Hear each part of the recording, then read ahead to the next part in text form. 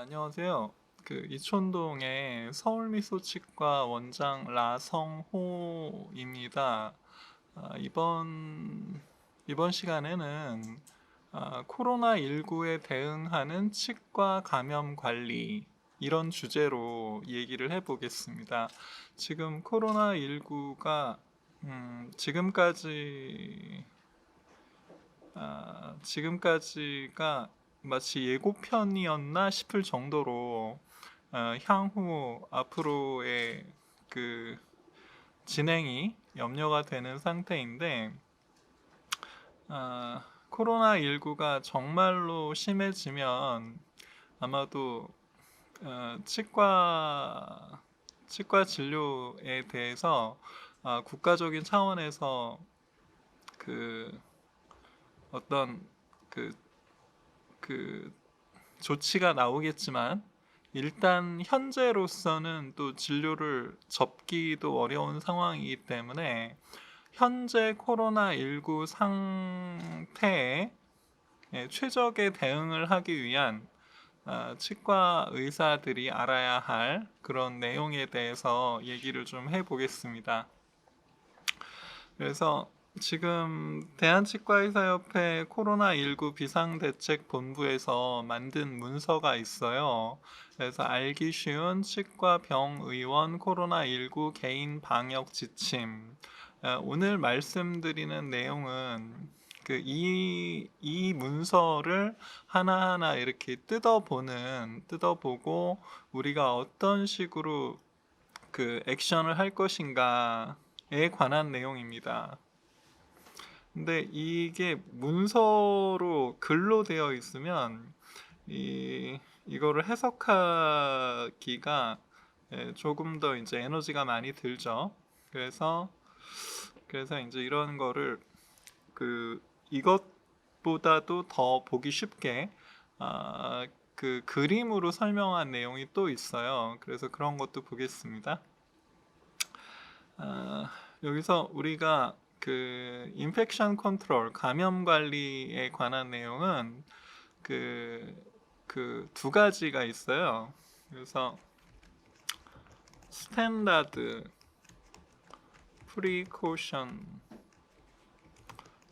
프리코션이라고 그러죠.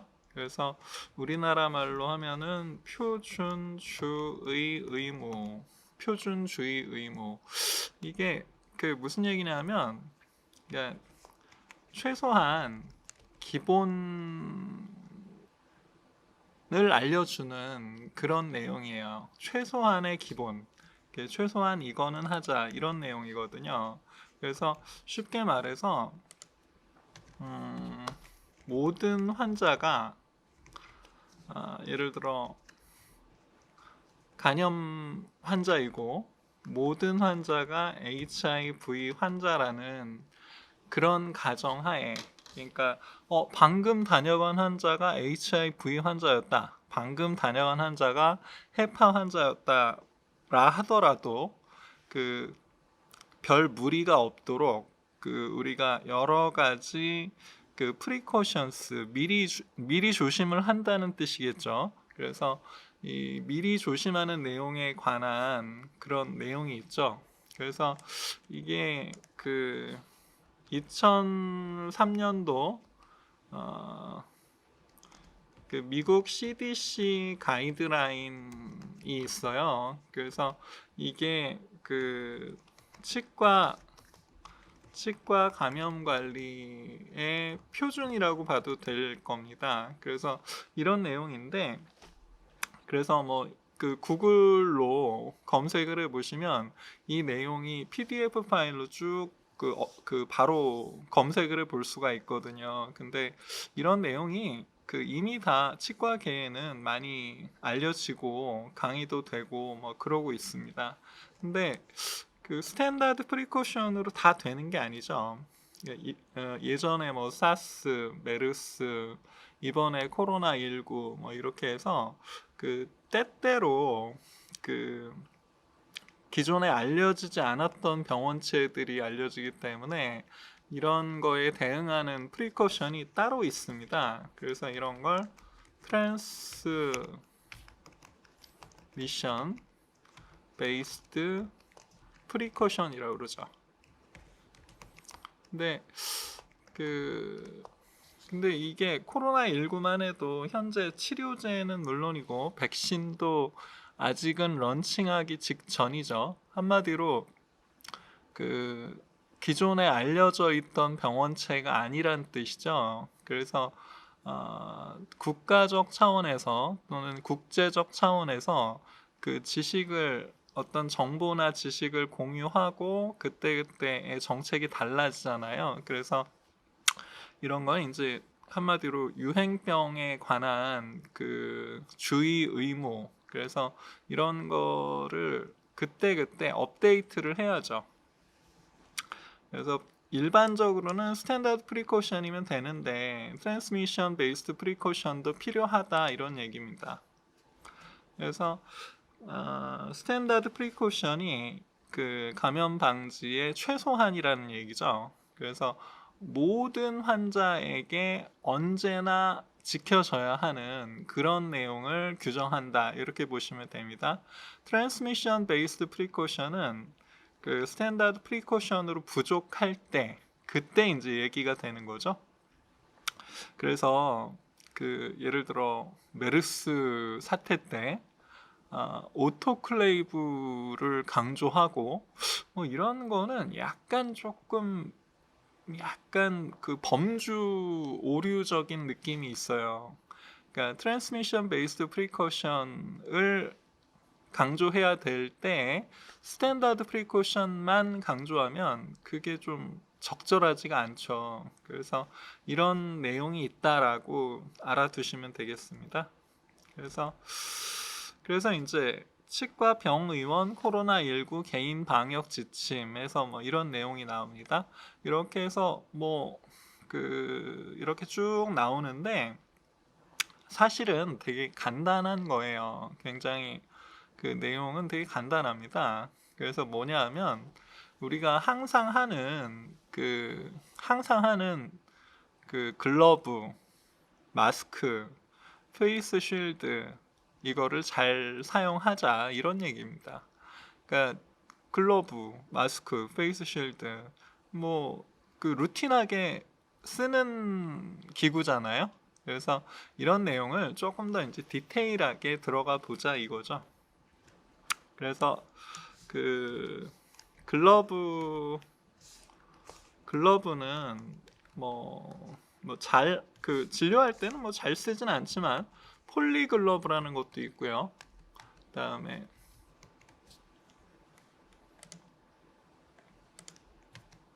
폴리글러브라는 것도 있고 그다음 라텍스 글러브가 있죠. 우리 검진할 때 쓰는. 그다음에 수술할 때 쓰는 서지컬 글러브가 있죠. 근데 서지컬 글러브는 일단 논외로 하고요. 폴리글러브와 라텍스 글러브를 개인 방역 지침에서 얘기를 해요. 그래서 일반적으로는 보통 라텍스 글러브를 쓰죠. 그래서 라텍스 글러브는 이제 진료 행위자가 이제 쓰게 되는 거죠. 그리고 폴리글러브는 어시스트 또는 엑스레이 촬영 시에 쓴다고 생각하시면 돼요. 그래서 예를 들어 치과 의사가 스케일링을 한다 그러면 이제 직접 진료 행위를 하는 사람이잖아요. 그랬을 때는 이제 라텍스 글러브를 끼는 게 이제 이쪽에 방역 지침에서 이제 언급을 하는 거고요. 이게 방역이라는 건 국가적인 차원에서 이루어지는 거기 때문에 디테일은 사실 좀 약해요. 근데 그냥 우리가 군대를 생각하시면 됩니다. 군대에서 어떤 규칙이 상당히 러프하지만 러프한 만큼 또 단순하기 때문에 좀 이렇게 그게 퍼지고 교육되고 지켜지기에 좀 쉬운 면도 있죠. 그래서 방역 지침이 현재 어떻다는 걸 이해하시고 그거를 자신의 진료실에서 어떻게 적용해야겠다라는 거를 스스로 결정하시면 되는 거예요. 가이드라인은 가이드라인이잖아요. 지침이라는 게 가이드라인 아닙니까? 철칙이 아니라 가이드라인인 겁니다. 그래서 라텍스 글러브는 이제 진료를 할 때 쓰고, 그리고 어시스트는 라텍스 글러브를 끼워도 당연히 되고요. 근데 폴리 글러브도 가능하다고 얘기를 하고 있습니다. 그리고 엑스레이 촬영할 때도 그 폴리 글러브를 쓰는 게 가능하죠. 물론 뭐 라텍스를 써도 되는데 보통 엑스레이실에서는 폴리글러브를 많이 쓰죠. 그리고 이 폴리글러브와 손 소독제를 같은 레벨로 보고 있어요. 이 방역 지침에서 손 소독제와 폴리글러브를 같은 레벨로 보고 있기 때문에, 그래서 이제 손 소독제와 폴리글러브 그림이 자꾸 나오게 되는 겁니다.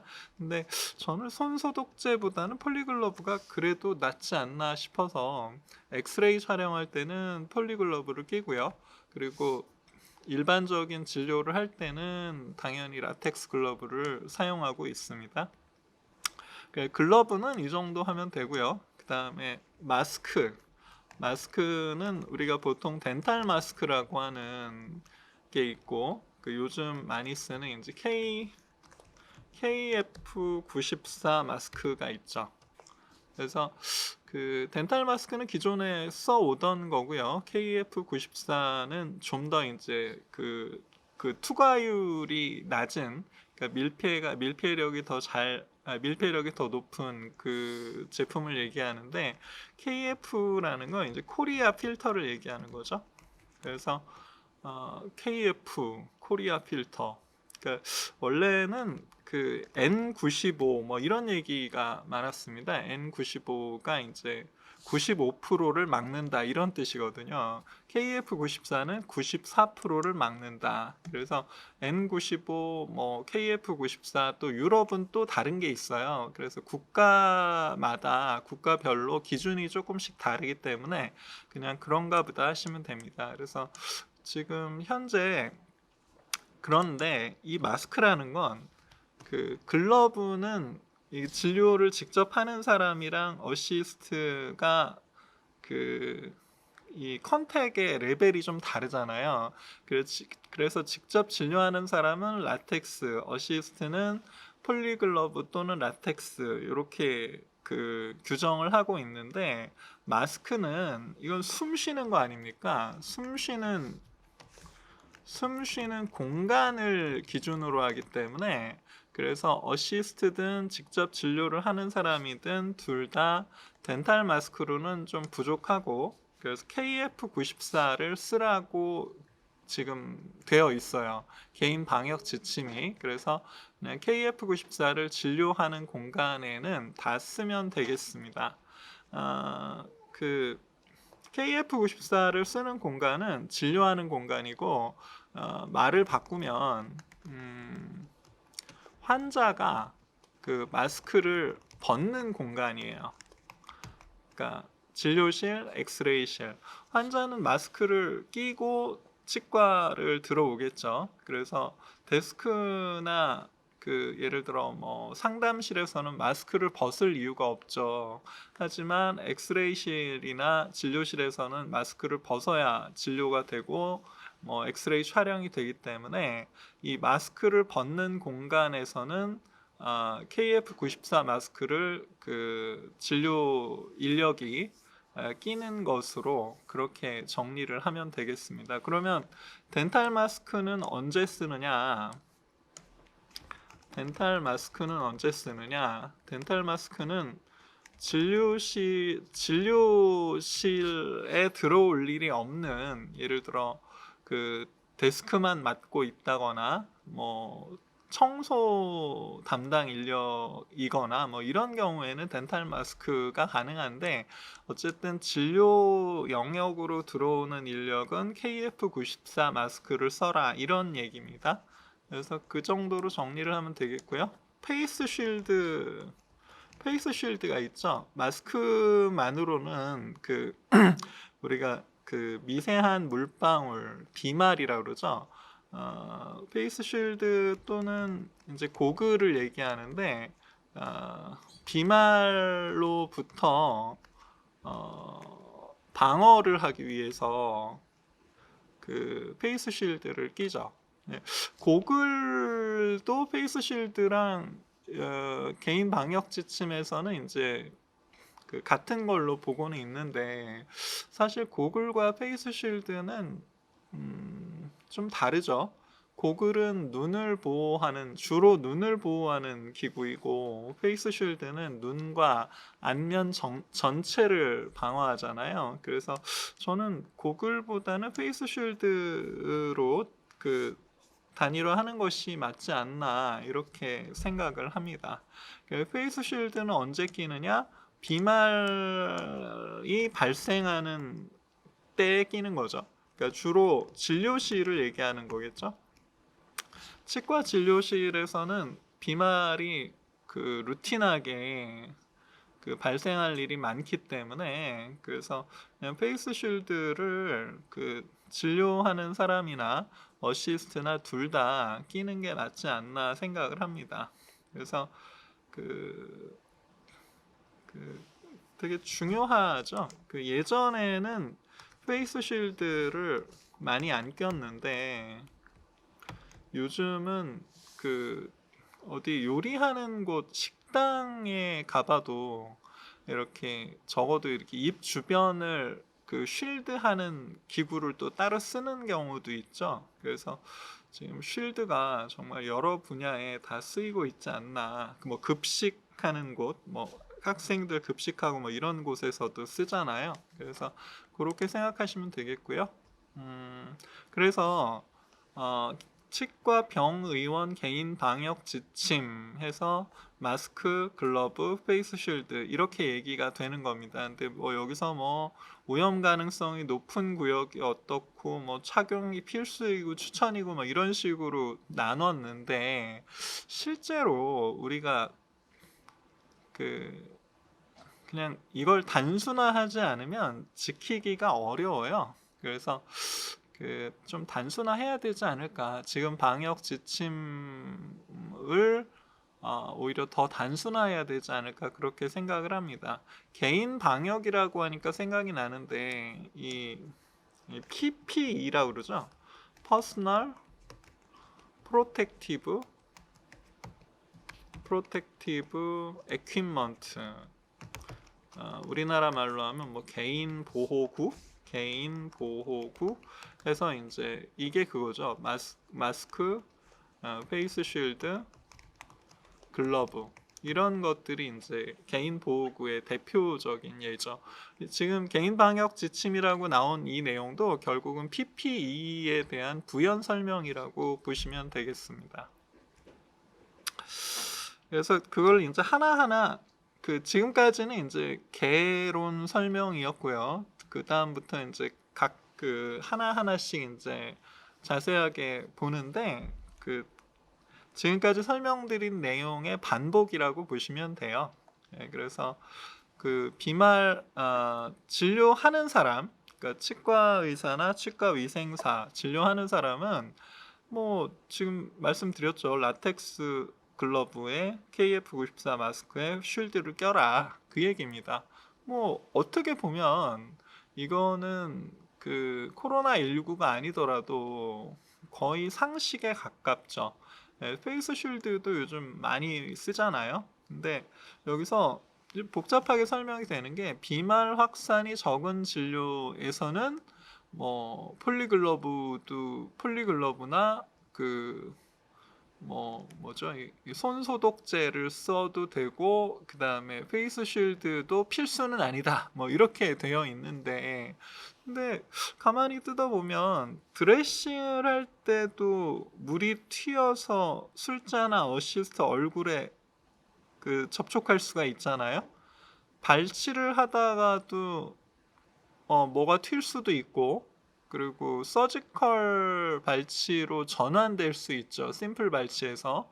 그리고 교정 와이어 체인지를 하다가도 뭐가 튈 수가 있고, 또 그 교정 와이어 체인지 한 후에 뭐 플러그나 치석이 좀 보여서 스케일링으로 들어갈 수도 있죠. 그래서 저는 이게 무슨 의미가 있나 싶어요. 그냥 진료실에서는 그냥 라텍스 글러브, KF94 마스크, 페이스 쉴드로 단순화하는 게 현실적이지 않나라고 생각을 합니다. 그다음에 진료 보조자, 어시스트의 경우에 뭐 여기도 마찬가지죠. 뭐 그 공간을 기준으로 하는 거기 때문에 페이스 쉴드와 그 KF94 마스크는 기본으로 하는 게 좋고요.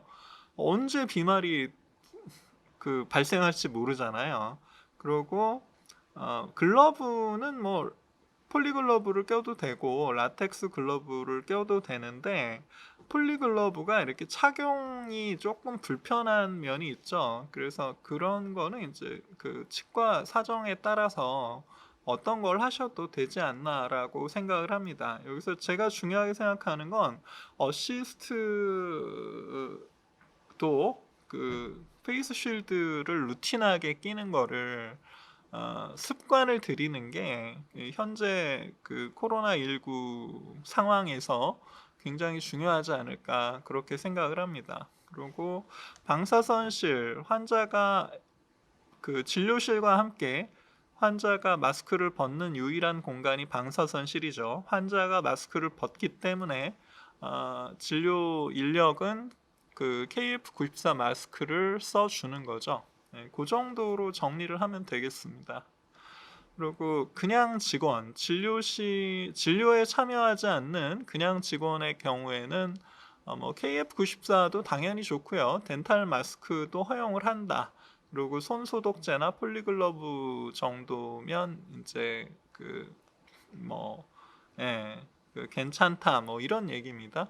그래서 그런데 여기서 뭐 데스크나 관리 업무는 다 똑같은 얘기고 상담실도 같은데, 비개방형 상담실에서는 KF94를 껴라 뭐 이런 얘기입니다. 근데 상담실이 비개방형인 경우는 없잖아요. 대부분 다 문을 열어놓고 있기 때문에 뭐 별 문제는 없다고 생각을 합니다.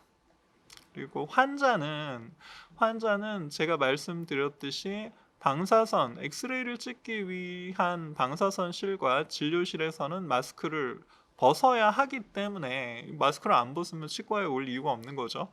그래서 마스크를 벗어야 하기 때문에 그때 이제 진료 인력은 마스크를 철저하게 스스로 착용을 한 상태여야 하고, 그리고 데스크나 상담실에서는 마스크를 끼고 일을 진행하는 거를 추천을 하고 있습니다.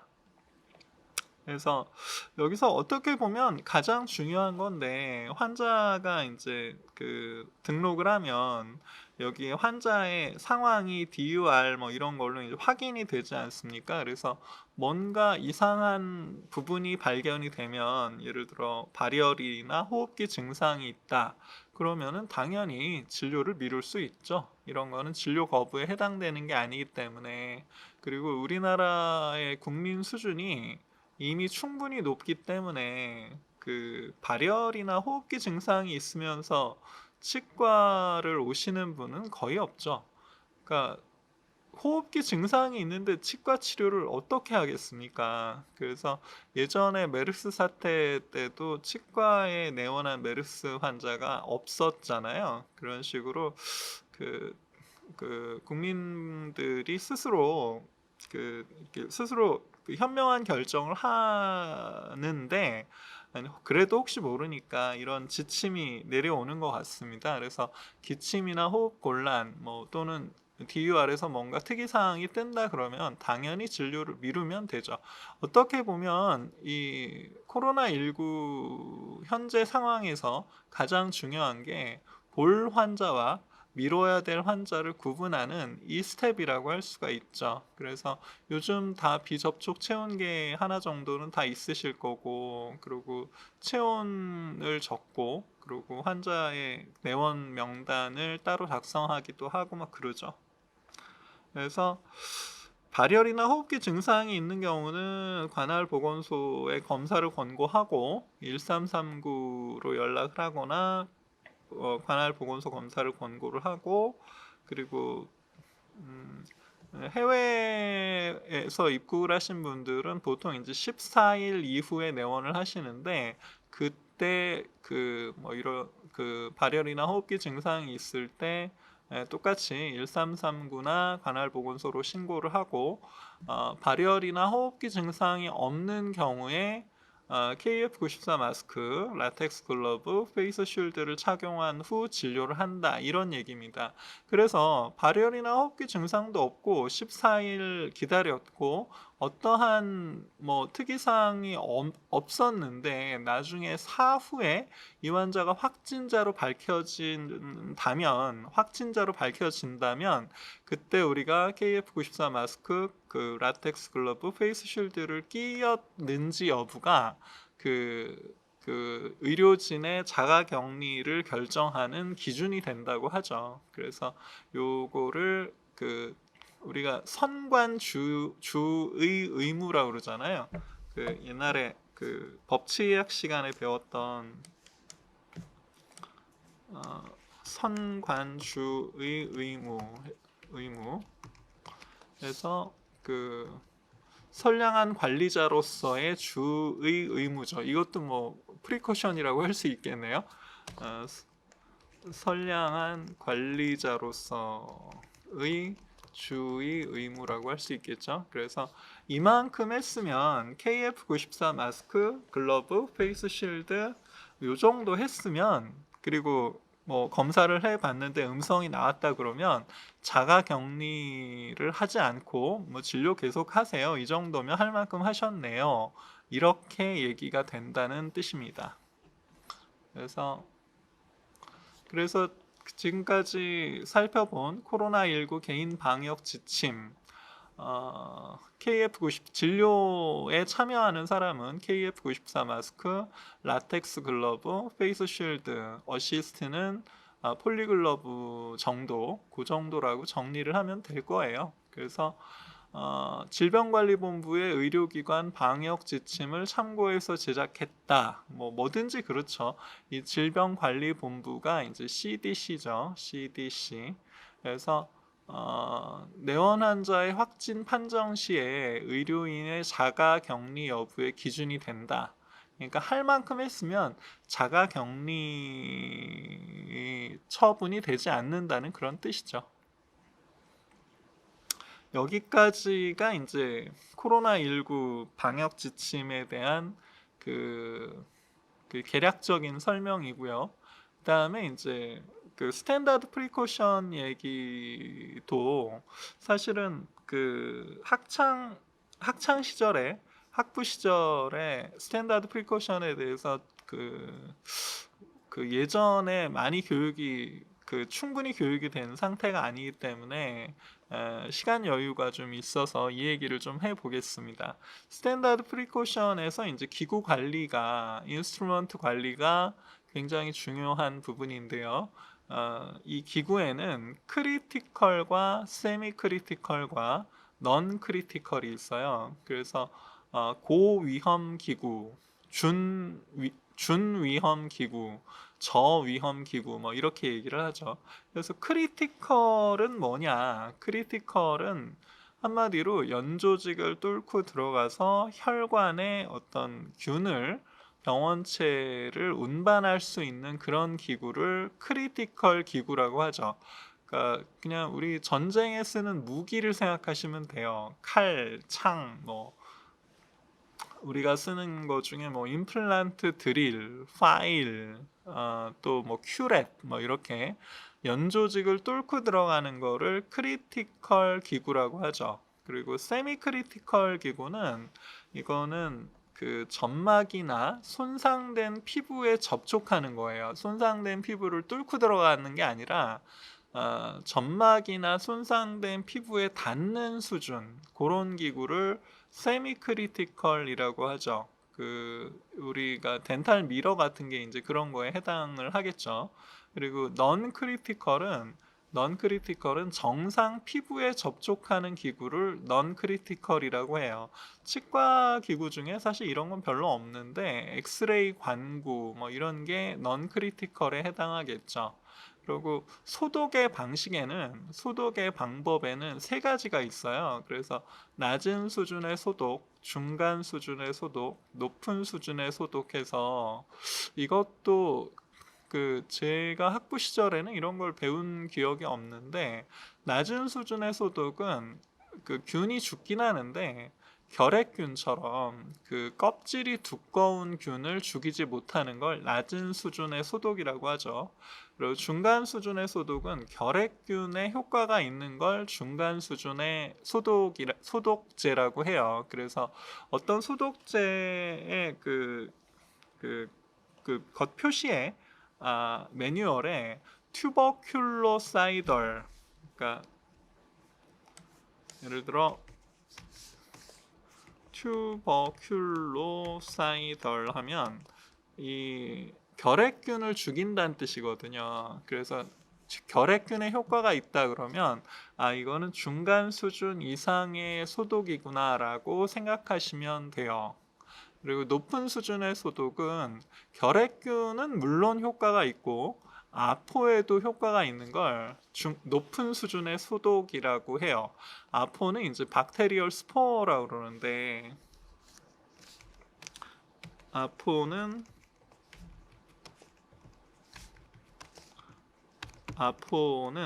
그 박테리얼 스포라고 하는데 세균이 생존을 위해 필요한 부분만 제외하고 나머지를 모두 포기한 형태, 일종의 동면 형태 정도로 보시면 되거든요.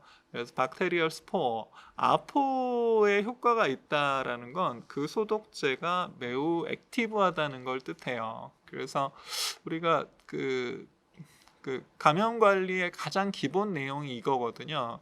크리티컬, 세미 크리티컬, 넌 크리티컬 인스트루먼트. 그리고 소독에는 높은 수준, 중간 수준, 낮은 수준이 있다. 이렇게 보시면 됩니다. 근데 이게 이렇게 되는 게 아니에요. 이런 식으로 연결되면 외우기 쉬운데 이렇게 될 텐데 그게 아니고 크리티컬 기구는 멸균을 하게 돼요. 크리티컬 기구를 멸균을 하기 때문에 이 소독이 한 단계씩 밀리는 겁니다. 그래서 세미 크리티컬은 높은 수준의 소독을 하고 크리티컬은 당연히 멸균을 하고 넌 크리티컬은 중간 수준 또는 낮은 수준의 소독을 하면 된다. 이렇게 정리가 되는 겁니다. 근데 멸균이라는 건 또 뭐냐? 멸균이라는 건 세균의 수를 10의 마이너스 12제곱으로 줄이는 걸 멸균이라고 그래요. 물론 뭐 우리가 멸균 후에 세균 수를 직접 세어보진 못하겠지만 개념적으로 그렇다는 뜻입니다. 그리고 중간 수준도 되고 낮은 수준도 된다면 뭐 낮은 수준의 소독 이렇게 단순화해도 되겠죠. 그래서 이게 크리티컬 인스트루먼트는 멸균을 하고 세미 크리티컬 인스트루먼트는 높은 수준의 소독을 하고 넌 크리티컬 인스트루먼트는 낮은 수준의 소독을 한다. 이렇게 단순하게 머릿속에 담으셔도 괜찮습니다. 그런데 이 높은 수준의 소독이라는 게 이게 높은 수준의 소독제가 그렇게 흔하지 않아요. 흔하지 않기 때문에 오히려 그냥 멸균을 하는 게 더 비용적으로 또 유리할 수가 있거든요.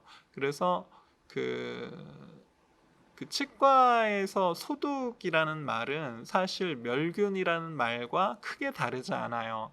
대부분 멸균을 한다는 거죠. 대부분 멸균을 하는 것이 이론적으로도 맞고 현실적으로도 오히려 더 효율적인 경우가 많죠. 그래서 멸균을 하는 게 현실적인 경우가 많습니다. 그래서 어, 그래서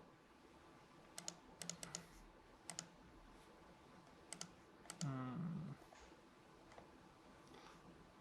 음,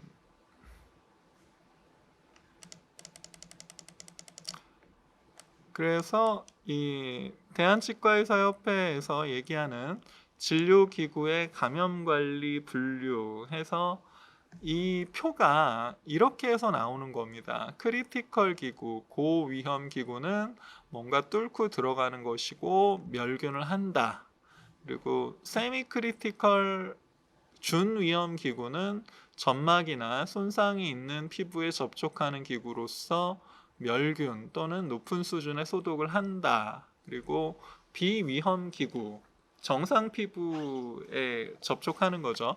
그런 거는 이제 뭐 방사선 관구나 혈압 측정하는 가압대나 페이스 보호 뭐 이런 얘기겠죠. 그런 거는 낮은 수준의 소독을 한다. 이렇게 정리를 하면 되는데, 예를 들어 근데 이런 게 그 권장사항이에요. 권장사항. 철칙이 아니란 뜻이에요.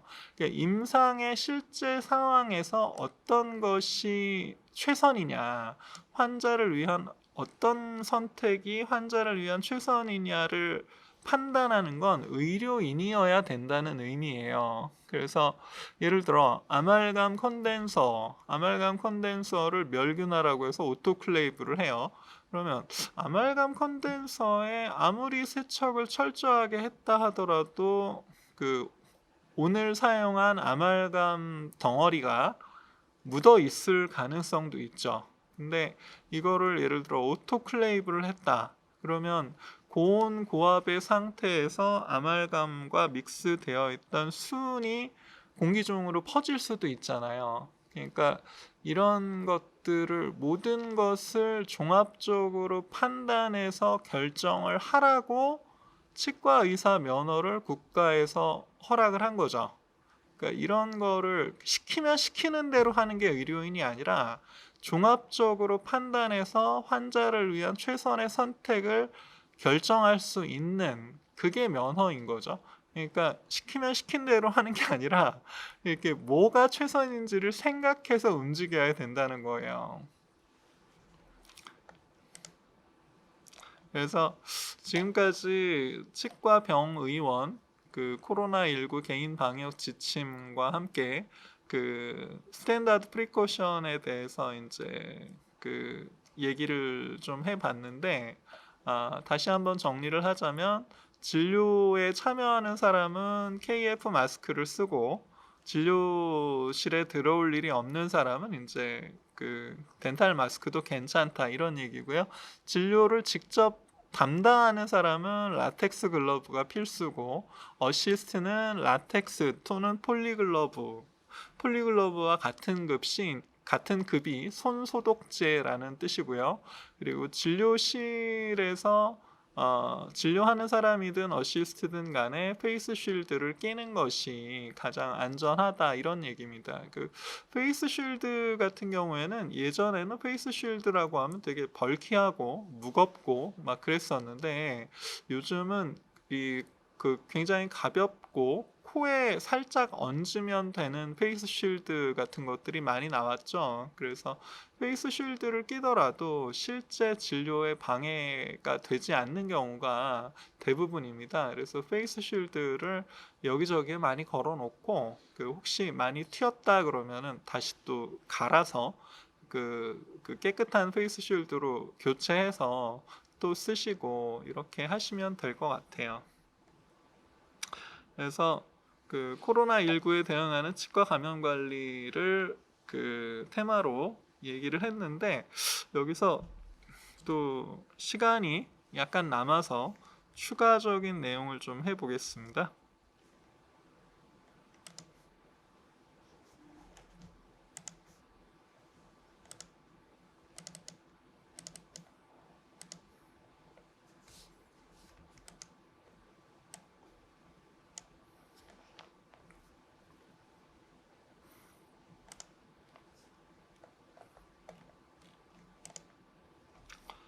어,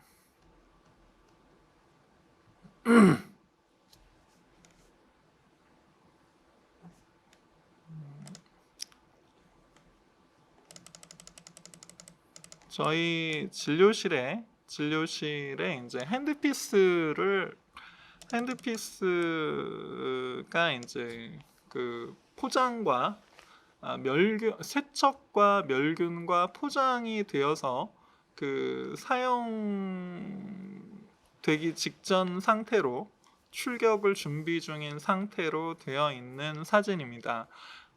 하이스피드는 물론이고 그 프릭션 그립 같은 경우에 이제 그 뭐가 많이 튀고 실제로 그 인펙션 소스에 노출이 많이 되기 때문에 그 우리가 핸드피스 멸균이 감염 관리가 테마가 될 때 항상 이렇게 얘기가 많이 되는 부분이죠. 그래서 그러면 어떻게 세척하고 어떻게 멸균하고 어떻게 포장을 하느냐, 물론 뭐 포장을 한 후에 멸균을 하겠지만 이런 얘기를 좀 해보겠습니다. 그래서 그 이런 하이스피드, 로우스피드 뭐 임플란트 핸드피스도 마찬가지죠. 그래서 이런 거를 어떻게 세척하고 포장하고 멸균할 것인가 이런 얘기를 그 사실 이런 거를 그 많이 들을 기회가 별로 없죠. 그래서 어떻게 세척할 것인가, 핸드피스를 어떻게 세척하냔 말이에요. 근데 그 표면이야 물론 뭐 표면은 닦으면 되겠지만 그 내부가 문제죠. 내부가 이게 하이스피드 같은 경우에 특히 이게 어떤 고압으로 압력으로 그 안에 있는 카트리지를 돌리는 건데 그것이 돌아가다가 멈췄을 때 상대적인 음압이 생겨서 하이스피드는 물론이고 하이스피드 아래의 관으로 그 세균이 역행하는 그런 현상을 썩백이라고 하거든요. 그 썩백. 그러니까 핸드피스를 통해서 핸드피스 아래 수관으로까지 세균이 넘어가는 현상을 썩백이라고 그러는데 그래서 이제 하이스피드의 세척과 멸균이 중요하다고 하죠. 그래서 어떻게 세척을 하느냐? 오일링이 세척이에요. 오일링을 하면서 이제 그 오일을 넣고 오일을 빼면서 그 과정을 통해서 내부를 세척한다. 이런 개념이 이제 그 현재의 오일링 머신에 들어 있는 거죠. 그래서 오일링을 어떻게 하느냐? 보통 이제 기름을 이거는 이제 이지 로보 M이라고 하는 오일링 머신인데 한 버튼을 하나 누르면 이제 오일이 최소 양이 나와요. 그래서 오일을 한 방울 넣어주고 그 다음에 그 오일을 넣는 게 중요한 게 아니라 오일을 넣고 나서 빼주는 게 중요하거든요. 그래서 오일을 빼기 위해서 압축 공기를 컴프레서에 연결된 거예요, 이게. 그래서 압축 공기를 다시 넣어주면 오일이 나오면서 오일과 함께 여러 가지 불순물 등등을 제거를 해주는 거죠. 이게 이제 오일링 겸 세척이죠. 세척을 한 다음에 이제 겉표면을 알코올 솜 같은 걸로 닦고 그러고 그 파우치에 포장을 한 다음에 오토클레이브를 하는 겁니다. 그래서 그 오일링 전과 오일링 후에 이제 그 핸드피스를 좀 준비를 해 놨고요.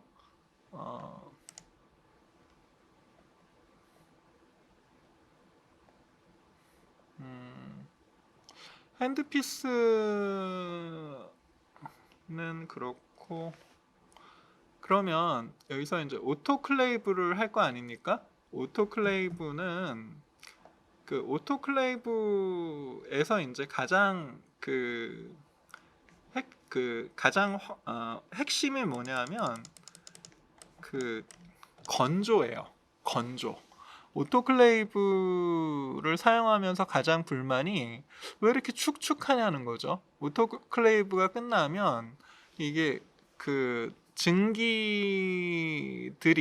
이렇게 깔끔하게 건조가 돼서 나오면 가장 좋을 텐데 보통의 시중에서 사용되는 많은 오토클레이브들의 문제가 소독은 됐는데 너무 축축한 거죠. 너무 축축하면 그 멸균 상태가 오래 유지되지가 않죠. 축축하면 세균이 침투하기 쉽기 때문에 그래서 그게 문제가 되는데, 그러면 어떻게 해야 오토클레이브가 뽀송뽀송하게 건조된 기구 상태를 만들어 줄 수 있느냐?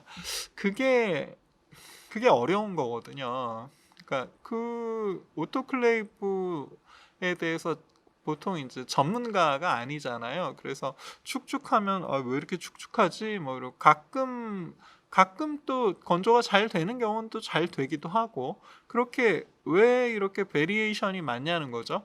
그래서 그 이유가 뭐냐면, 우리가 오토클레이브라는 게 이렇게 처음에 그 공기를 빼고 계속 감압을 해서 거의 진공 상태 수준으로다가 그 공기를 빼죠. 그 다음에 이제 증기를 투입을 해서 압력과 온도를 올려서 이렇게 쭉 올려서 여기서부터 이제 그 멸균이 되는 타이밍인데, 요 멸균을 위해서 이렇게 감압을 한 후에 뭐 이렇게 그 온도와 압력을 올리는 거죠. 그래서 근데 문제는 오토클레이브 그 멸균이 끝난 시점에서 그 오토클레이브 체인버에 남아있는 물의 양이에요. 오토클레이브 체인버에 있는 물의 양이 적으면 이렇게 압력이 확 떨어질 거 아닙니까? 압력이 확 떨어질 때 물의 절대적인 양이 적으면 물이 다 증발을 해서 굉장히 뽀송뽀송하고 건조된 기구를 보여줘요. 다시, 이 멸균이 끝난 직후 체인버에 있는 물의 양이 적으면 압력이 이렇게 급격히 떨어지면서, 압력이 급격히 떨어지면 우리가 확 증발해 버리죠. 그런 그 예전에 중학교나 고등학교 때 배웠던 그런 거를 생각을 하시면 되는데, 압력이 급격히 떨어지면 확 증발을 해서 물의 양이 적으면 다 말랐네 이렇게 되는 거예요. 근데 이 멸균이 끝나는 시점에서의 물의 양이 많아 버리면 그때도 확 끓어오르긴 하겠죠. 확 끓어오르는데 물의 절대적인 양이 너무 많기 때문에 확 끓어오르면서 다 날아가질 못하고 기구에 축축하게 계속 남아 있는 겁니다. 그래서 멸균이 끝나는 시점에 체인버의 물의 양이 가장 중요하겠죠. 근데 물의 양을 그렇게 정밀하게 조절하기가 어렵겠죠. 그래서 현재 쓰고 있는 방식은 물이 아니라 증기의 방식으로 체인버에 물을 넣는 거예요. 증기의 형태로 물을 넣는 거라고요. 그래서 이런 거를 이제 스팀 제너레이터라고 하죠. 증기를 체인버에 채워주는 그런 것이 독립적으로 있는 그런 오토클레이브를 쓰게 되면 워낙에 증기의 형태로만 주입을 하기 때문에 절대적인 양이 적죠. 우리가 예전에 배우기로 증기가 물에 비해서 부피가 1048배인가? 그 정도로 많잖아요. 그래서 증기의 형태로 체인버를 채우면 남는 물이 별로 없기 때문에 굉장히 뽀송뽀송하고 건조된 기구를 얻을 수가 있어요. 그래서 증기 발생기, 스팀 제너레이터, 증기 발생기를 따로 따로 채택한 그런 오토클레이브를 쓰시는 게 좋을 겁니다. 그리고 오토클레이브에서 증기 발생기가 따로 있는 것이 첫 번째고요. 그 다음에 우리가 오토클레이브에는 증류수를 쓰지 않습니까? 근데 어떤 오토클레이브는 사용한 증류수를 다시 재활용하는 경우가 있어요. 근데 사용한 증류수를 재활용한다는 의미는 그건 증류수가 아니란 뜻이죠. 그래서 사용한 증류수를 재활용하지 않는 그게 이렇게 섞이지 않는, 사용한 물과 사용하기 전에 물이 섞이지 않는 그런 오토클레이브를 쓰시는 게 멸균적인 면에서도 훨씬 더 유리하실 것 같습니다. 이 정도까지 하면 될 것 같고요. 그래서 다시 한번 정리를 하면요. KF94 마스크 진료하는 사람은 그리고 라텍스 글러브, 페이스 쉴드를 루틴으로 사용하고 어시스트도 KF94 마스크, 페이스 쉴드는 루틴으로 사용하고 폴리글러브나 라텍스는 선택은 자유다. 이 정도로 생각하시면 되고요.